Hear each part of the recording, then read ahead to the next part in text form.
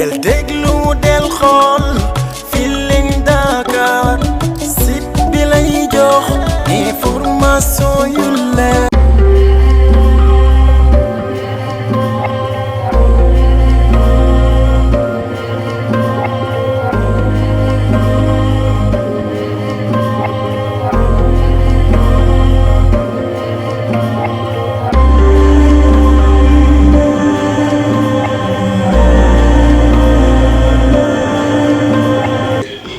asalaamaaleykum mbokku internet Feeling Dakar ginnaaw bi ñu leen nuyoo ku ci nekk sa tur ak sa sant démb booy xool démb ba tey ci nakar lañu nekk ñun ñëpp ñi nekk ci presse sénégalaise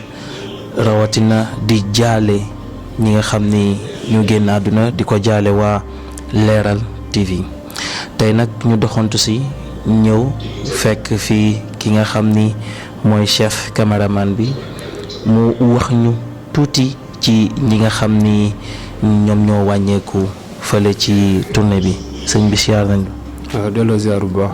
yaa ngi ci jàmm. sant yàlla bu baax. tur bi nan la. Pa Omar Gaye. Pa Omar lan nga ñu mën a wax ci ñi nga xam ne ñu génn àdduna. bon ñett ñooñu ay jàmbaar noonu ay jàmbaar dëggantaan parce que man bokk naa si ñoo xam ni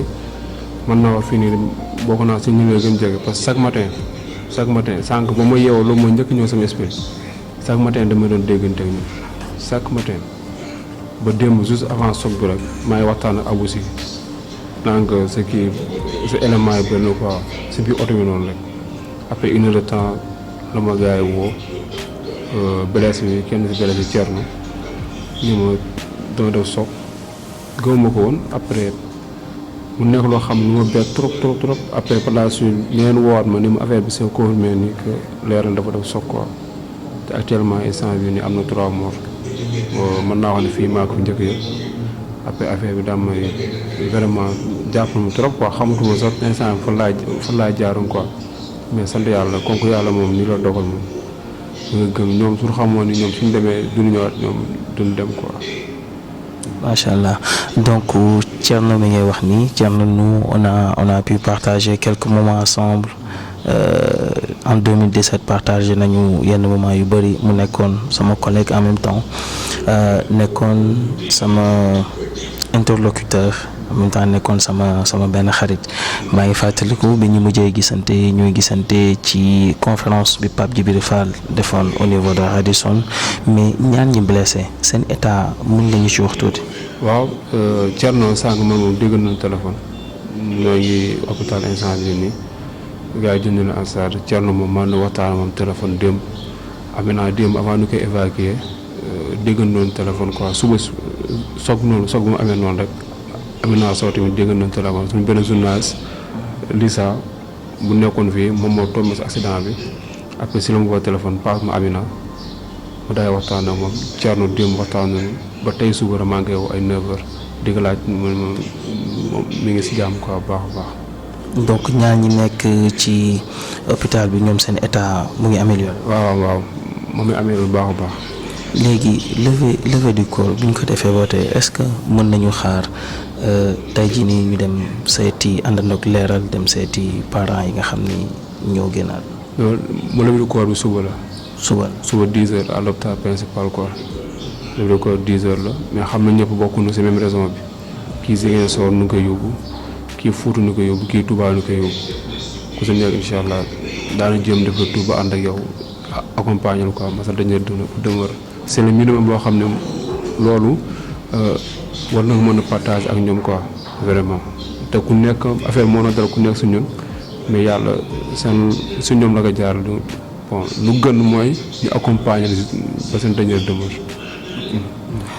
est-ce que mu expliqué nañ la carrément accident bi ni mu demee ba bakkan yu bëri rot. bon xam ne moom ay wax rek nga si dégg ay école nga si dégg ku nekk si les lieux carrément moo la mën a wax accident bi ñu demee te ko wax dëgg yàlla instant toll nii mënoo ko dem di ko laaj accident bi quoi parce que tamit ce n'est pas évident nga nekk si oto nga nekk fa say mbokk yow nga sauvé si ñoom ñu dee quoi loolu psychologiquement dafa am lay téye quoi vraiment quoi mais ay école ñuy dégg oto bi pneu bee toj mu ñëw bon yàlla moo xam nga xaw ak ñu nekk si oto yi wax dëgg yàlla. tey boo amoon message booy lancé ban message lay doon. bon triste message bi mooy ñu gën a delloo xel ci yàlla rek xam ni ndeysaan li ñu programmé yàlla déprogrammé aussi doo programme woon dama ma Sénégal tey couvrir ko man woon tey à 10 heures di nga fekk wala au plus tard après suñu ñëwee dafay dem Thiès couvrir match bi xam na Ousmane noonu noo wax tey match bi am na ñun match tey leeral tey warum football ak la kii la gendarmerie Ousmane mu naa ma balaa match bi damay ñëw ak Yoro maanaam que kon militaire man yow Yoro ñooy di football quoi ndeysaan Yoro bu dañee jour buy dem waxee suba lay dem mu naa ma na ma woo appel vidéo comme ça mu wan ma matériel yi appel vidéo nu def ma nag moom téléphone ni WhatsApp mu nekk ay moment yoo xam ni seen image daal dafay ñëw toujours si man ñoom quoi mais sant yàlla xar ne àjjana jéggale seen bakkaar ñu rëcc lépp mu doon def fii si àdduna quoi vraiment ay gars yu baax na noonu ay jàmbaar la noonu aussi quoi ay jàmbaar dëggantaan vraiment xam na ñun moom fii moom famille la parce que soo xoolee ñun noo feet ndoo Korité bi amu si tabaski mun noo wax ne dafay ñëw liggéey si naa mën a yow noo fi des parce que il faut ma sacrifier wu def tabaski journal ko xam yow li ngay nekk ak ñoom sa nekkoo ko say famille par téléphone la ngay déggante ñoom mais ñi ngay dem nekk ñoom chaque jour yéenay bokk añ ñuy bokk lépp suñ toogee sa añ bi ambiance bi am noonu rek vraiment bon ñun ay ñu gars ñoo xam ni dina bokk ñoom day bàyyi ko ñu ñàkk vraiment. vraiment merci et que ñu ngi leen di jaale tamit ñooñu noonu jërëjëf.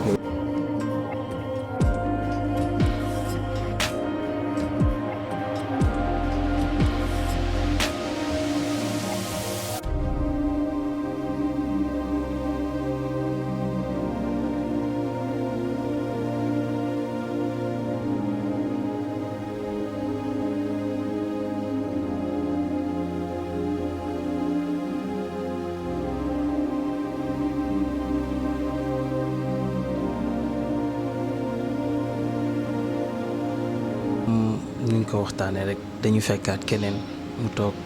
ba ñu fàttali tur bi. Abdoulaye laa tudd Abdoulaye. Abdoulaye lan nga mbir Leral TV. man technicien cadre monteur. lan nga ñu mën a wax ci sa collègue yi nga xam ni récemment ñu génnaat. li ma ci mën a wax bëri na métti na trop ndax mosuñoo am si àdduna lu ñu bettee nii man mosuma am si àdduna man dama part lu ma bettee nii ndax ba ci abu si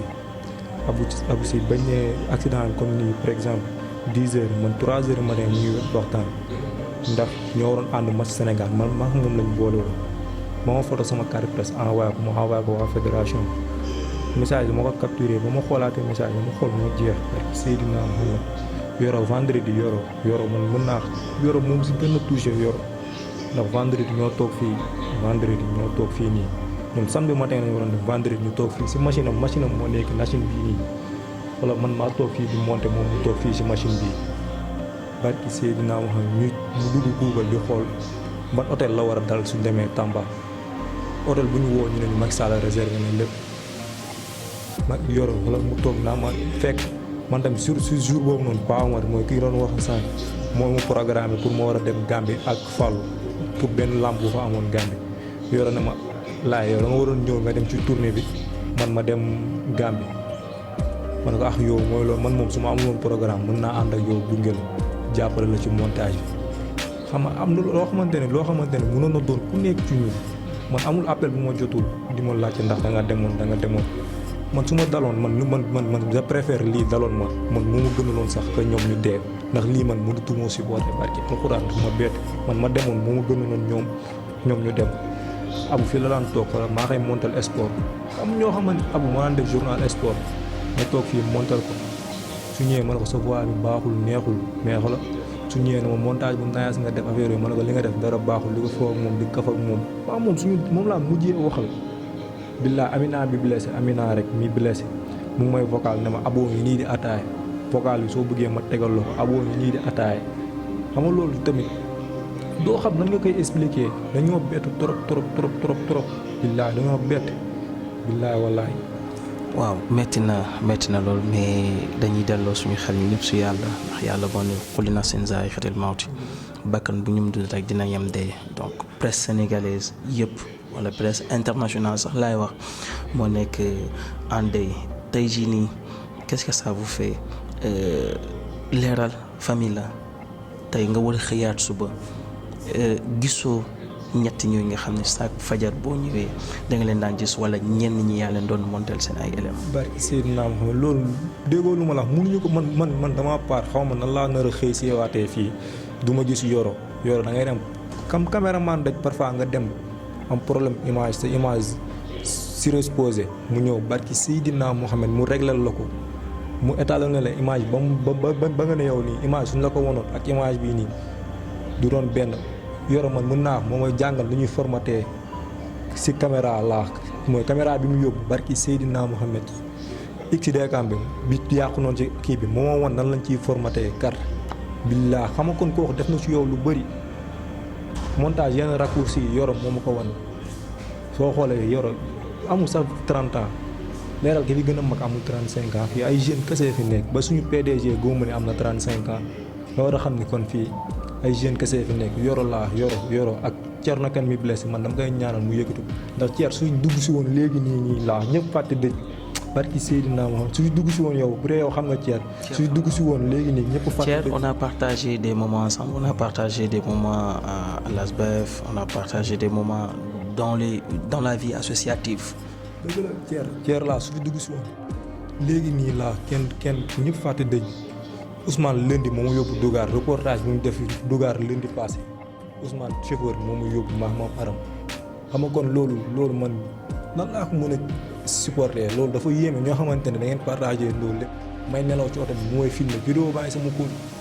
may nelaw ci oto bi ñu may filmer da nga xoolee vidéo moom muy reetaan affaire yi dafa ma du ma sax xam lan laay def man instant damay toog nii rek mais dama naan est-ce que dëgg na man ba fajar may wax ak yow nii nelaw ma mënuma ko supporter billaahi dafa métti trop man bi barki Seydina Muhammad ma deewoon moo ma gënal ñoom ñu dee barki Seydina ndax xam naa ñoom seen yéene cuñ man ñu ñoom ñëpp nag ñoom ñëpp ndax xoola tey mardi dañoo waroon football ak gendarmerie billaahi uus naa man xoola uus ne ma match bi da muy dugal chauffeur bi uus ne ma day dugal moom match bi nii te amaan du ko fàtte abu ma la nga xanaa ngir yàlla match bi di nga football yow yaa def sport te match doo football mu ne ma man damay coacher match bi damay coacher yoro moo ñu doon football militaire suñu match ñu nag waa Seneweb duñ ko fàtte moom moo dugal moo ko Ousmane mi dee ñoom ñaar ñoo dugal suñu match contre Seneweb billaahi affaire dafa métti trop barki Seydina Mohamed mais sant yàlla rek suñu borom moom li gën rek lay def. suñu borom moom def na li gën donc di leen gën a dolli rek que ni yàlla moom bu soxlaa day ñàkk démb maa ngi ko doon wax. ak benn waay ne la nit moo lay jox rendez-vous faussé ko mais yàlla moom bu la joxee rendez-vous rek fala bu dee da nga koy fekk si di leen jaalewaat encore une fois di leen ñaanal yàlla xaare leen àjjana que ni metti na trop mais dañuy sarloo muñ rek ban message ngay lancé presse sénégalaise. presse sénégalaise lii rek day wane ñun lii misaal la quoi su ñun misaal la tey jii nañ gën a booloo doon benn rek. du ma ne nekkuñu benn ndax presse Sénégal fu ñu dajee sa morom man caméraman bi du ma bàyyi ma fenn fu ñu dajee ku nekk sa morom su taaree sa dogoy may image ñun moom presse Sénégal lu ñu nit mën a waxal man gëm naa ne ñun benn lañ loolu moom man dama ko gëm ndax da ngay taare sax sa morom jël kàrtam ne la kañ dem sa bureau ma may la image yow ku ànd ak yow ba sa bureau may la image kon loolu nga xam ne loolu benn moo koy def benn say nga taare mu pousse trépied am yow wala mu ne la sa sampal nga plongé nga am image bu baax. loolu xam nga ku xolam yaatul mënu ko def loolu presse Sénégal rek laa ko gis man may wax man amul dara lu may ñaax nañ delloo suñu xol ci yàlla ñaanal ñi fi jóge suñu borom xaare leen àjjana mais ñun moom presse Sénégal macha allah maa leen di remercier ndax gis naa taxawaay bi quoi amul ku fi ñëwul fii nii amul presse sénégalais bu fi ñëwul ñu leen di sant di leen gërëm gis nañ taxawaay bi macha allah. macha allah jërëjëf. ba tey ñu ngi bi Leral TV ñu fekk fii soxna Astou Diouf qu'est-ce que ça vous fait nga war a xëyaat te gisoo ñu nga doon gis. bon dafay métti comme on dit dafay métti parce que ay nit nga nekkandoo ak ñoom di liggéeyandoo ak ñoom chaque jour nga leen doon gis di foo di kaf di ree après benn jour ñëw nga nar a xëy doo leen gis dina metti trop mais bon comme on dit ndogalu yàlla la dañ koy nangu et que duñu def lu dul di leen ñaanal rek. ñoom ñett ñi génn àdduna am na koo xam ne mës nga dem ak moom sur le terrain. Oui, on avait l'habitude, ñoom ñett ñëpp on avait l'habitude de ànd sur le terrain. Yoro d'habitude su may dem reportage dafa ma doon cadrel éléments yi et tout moo nekkoon sama caméraman parfois chauffeur bi le plus souvent moo ñu doon yóbbu Aboussi kooku on avait des relations un peu particulières en dehors du travail mooy loolu c'était un ami quoi, un grand frère aussi voilà. mën nga ñu wax tuuti ci moom Aboussi. Bon, dina xaw a difficile nag ma wax ci moom parce que il avait tellement de qualités. Il était humble, serviable, en plus d'être pieux. Parce que man ak moom ñoo bokk fii nekk Leeral mais en même temps ñoo bokk école même si que moom a raw niveau mais il m'aidait dans tout. saa yi mu jóge woon reportage day ñëw déglu élément bi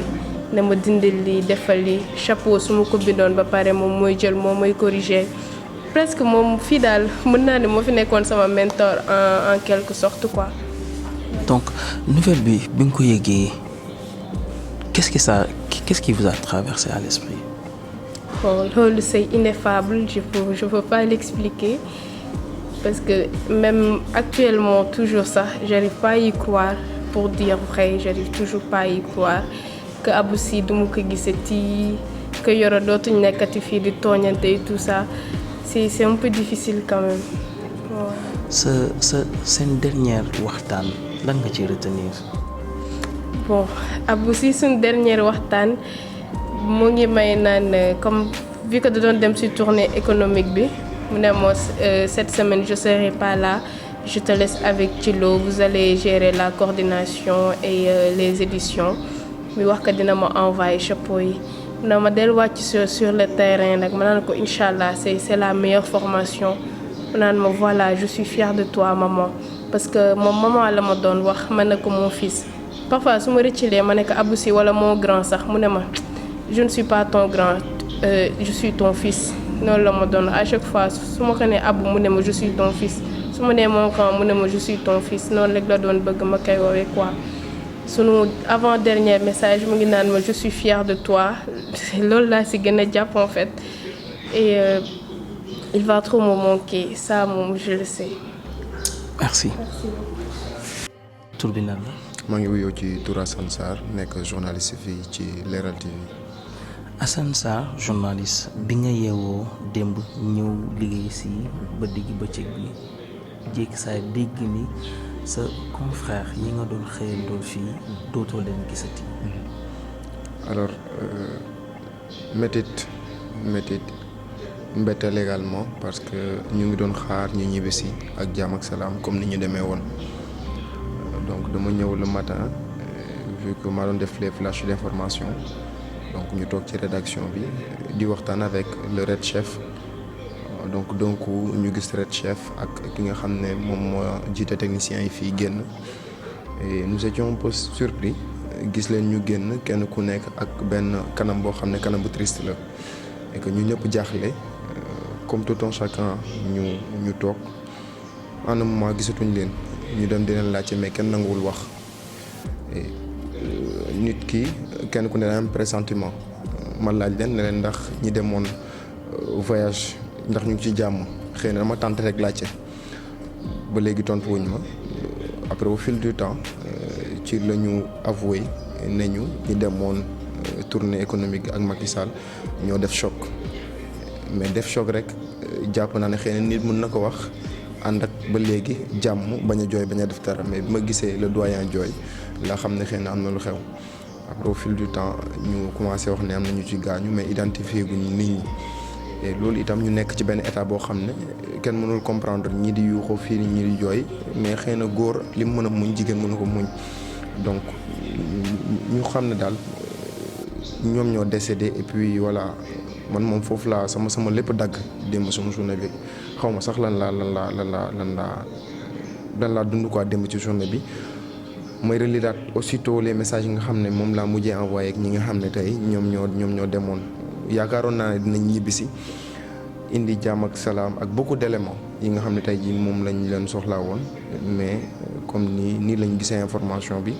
wax dëgg fa yàlla depuis démb jàpp naa ne fii ak mois yi di ñëw aussi si tristesse la ñuy dund parce que yéen gis ngeen kër gi nu mel fii ku fi ñëwoon da nga gis jàmm ak salaam Yoro fii la doon toog pratiquement fi moo nekkoon machine am wala Abou si daan woon jógee fii parce que moo doon coordonné pratiquement tous les journaux mais duñ leen gisati à jamais nekk na loo xam ne en tout cas métti na trop naam ñu ngi koy muñ. tey ça vous fait quoi. préparer ñuy def flash balaa nga def flash. gis Abou gis caméraman bi wala tey booy génn. chauffeur bi yóbbu na ngeen nekk ci oto bi di kaf di foo di ree tey nga war a xëyaat. tey le matin ñu ne la suba la seen levée du corps après levée du corps nga war a xëy ñu jënc la ba pare nga war a xëy si ak chaque jour. bon Yoro le vendredi ñoo nekkoon monument de la Renaissance assisté FIPA. Foire internationale des produits africains téléphone simple la yor parce que téléphone am ces derniers temps liwul woon ma koy tooñ naa ko mais yow gëj naa la gis WhatsApp affaire yooyu noonu ñu wàcc ma jënd gerte caaf mu jënd café ñu naan affaire yooyu mu ne ma mais jour yow pourtant mën nga ñëw fi def li reportage fekk le mardi tey dañoo waroon am match de football ba may tooñ naan ma yii yow bul di sol culotte quoi affaire yooyu noonu parce que man yow laa koy wax yow bu may def diminutif di ko wax yow fii lay toog saa yu ma ñëwee nit ñi mën nañ seede nekkuloon caméra man yam ci donc nit koo xam ne wax dëgg fa yàlla bi ñu mujjee gisante le vendredi Abou ñu ngi mujjee gisante yaakaar naa également ce vendredi parce que mu ngi may ñaan quoi naan ma Assane ngir yàlla dañoo am personnel dafa wàññee quoi man dama war a dem voyage le personnel dafa wàññeeku ngir yàlla ñëwal samedi vu que mooy sa repos mais ñëwal samedi rek nga liggéey si xam nga rek ma koy tooñ moom doyen man ko Abou de bu nekkul woon dara sax man ma ñëw quoi comme que sama kàll la séeréer la moom Haalpulaar la donc très souvent on se taquinait pour dire que amoon nañ de très bonnes relations Ousmane dem na présenté ma sa femme ses enfants kon kooku noonu am ngeen relation yi ngeen jot a entretenir nga nar a xëy tey suba ñu jébal leen seen borom en tout cas métit la man démb j'ai reçu pas mal d'appels fii également kenn ku nekk si téléphone yi ku nekk di woote di xool ndax ñëpp a ngi ci jàmm di masaw également loolu day firnde rek nit ñi seen taxawaay bi nga xam ne amoon nañ ko fii ci leeral dem nañ ñàkk nañ leen